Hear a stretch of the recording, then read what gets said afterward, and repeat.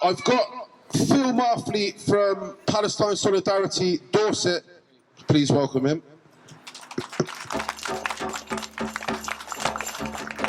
Thanks, Bilal.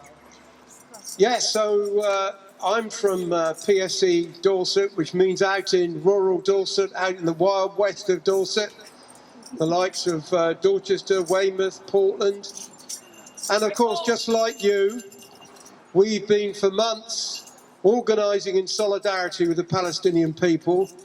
And I can say that there's not a town, or barely even a village out in the sticks in the county from which people haven't come to express solidarity. Now, I've been involved in Palestine Solidarity since the 1960s. And of course, since that time, we've seen all sorts of examples of Israeli aggression and brutality. Wars, invasions, occupations, collective punishments. But I don't think any of us have seen anything approaching the savagery of what the Israelis have been doing in Gaza. The apparent willingness, well, more than willingness, to go on killing and killing and killing and maiming. And people, I think, quite rightly ask themselves, where does this violence come from? And I think there are explanations from history, which are especially important for us here in this country. Because let's not forget that the State of Israel owes its origins to decisions taken in this country around the time of the First World War, the Balfour Declaration, which I think people have heard about.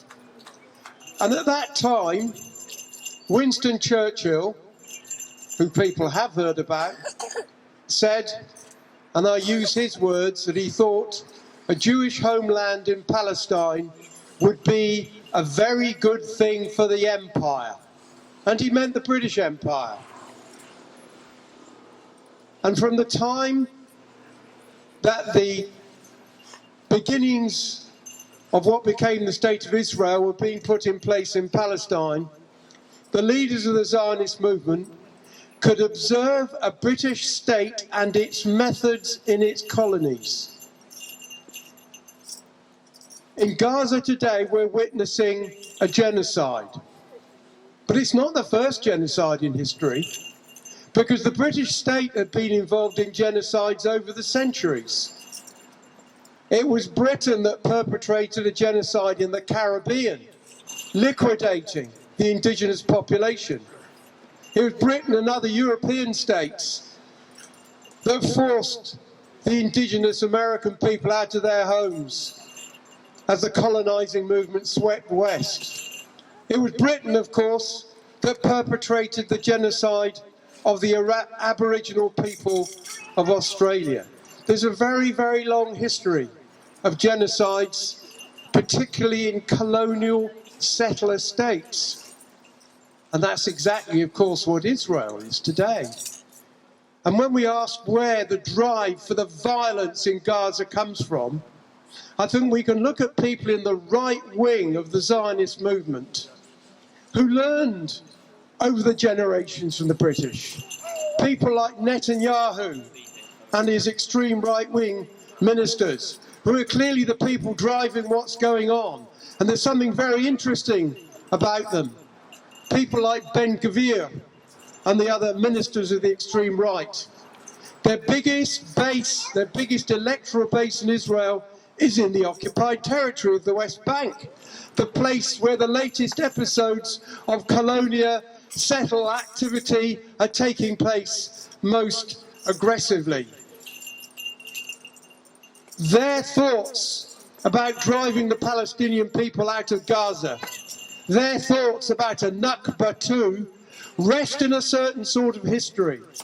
And I think that gives us in Britain special responsibilities.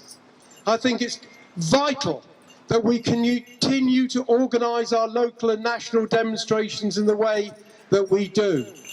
Vital because, as we've just heard from Bilal, our leaders must be held to account. And the pressure that's being brought on them by the demonstrations taking place week after week and month after month is really, really showing. The shenanigans in the House of Commons are about the immense pressure being brought on MPs from around the country by ordinary people who feel, well, we can't take it anymore. And there's one other thing I want to say about our solidarity. It may be the case that when we have giant demonstrations in London, they don't get broadcast on the BBC News. But let me say that they are beamed all across the Middle East by Al Jazeera. Now, I'm in contact with people in Ramallah, in the West Bank, and they say you need to know that every time there's another mass demonstration in London of hundreds of thousands, people in Gaza and people in the West Bank are looking at those demonstrations and understanding that despite everything, they are not alone. We must continue. We need to stand shoulder to shoulder with our Palestinian brothers and sisters. There will be a future for Palestine. There will be a future of hope. Thank you.